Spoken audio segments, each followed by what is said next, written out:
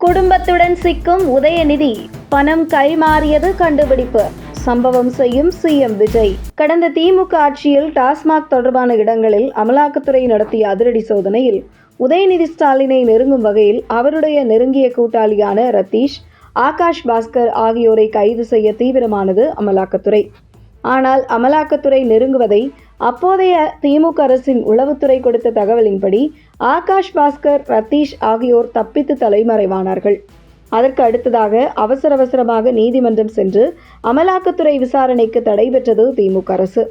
இதனால் உதயநிதி ஸ்டாலினை அமலாக்கத்துறை நெருங்குவதிலிருந்து தற்காலிகமாக பாதுகாத்து கொண்டது அப்போதைய திமுக அரசு.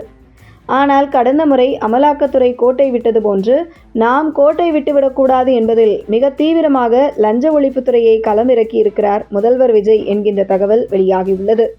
சமீபத்தில் லஞ்ச ஒழிப்புத்துறை செந்தில் பாலாஜி தொடர்பான இடங்களில் நடத்திய அதிரடி சோதனை முழுக்க அமலாக்கத்துறை கடந்த திமுக ஆட்சியில் நடத்திய டாஸ்மாக் முறைகேடு தொடர்பான ரெய்டின் தொடர்ச்சிதான் என்று கூறப்படுகிறது.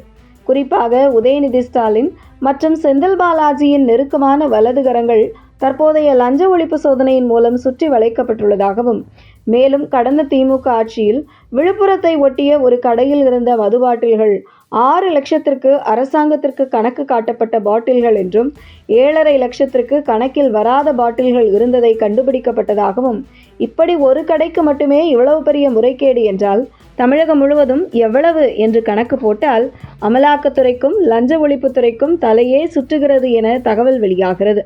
குறிப்பாக டாஸ்மாக் தொடர்பான டிரான்ஸ்போர்ட், காலி பாட்டில்கள் மற்றும் கொள்முதல் என மொத்த ஊழலின் உருவமாக டாஸ்மாக் நிறுவனம் கடந்த திமுக ஆட்சியில் இருந்ததாக கூறப்படுகிறது.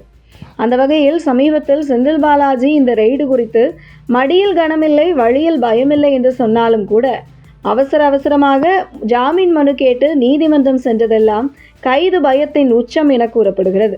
இந்த நிலையில் தமிழக வெற்றிக் கழகம் ஆட்சிக்கு வந்த பின்பு ஏவா வேலு தொடர்பான இடங்களில் ரெய்டு நடத்தியதில் ஏவா வேலு கைது செய்ய முடியாமல் கோட்டை விட்டது தாவேக் அரசு.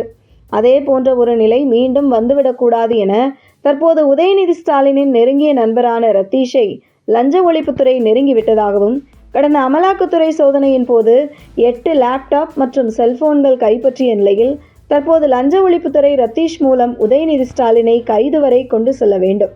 குறிப்பாக கடந்த ஜெயலலிதா ஆட்சியில் கருணாநிதி நள்ளிரவில் கைது செய்யப்பட்டது போன்று உதயநிதி ஸ்டாலினை கைது செய்வதற்கு தாவேக் அரசு மும்முரம் காட்டி வருவதாக கூறப்படுகிறது.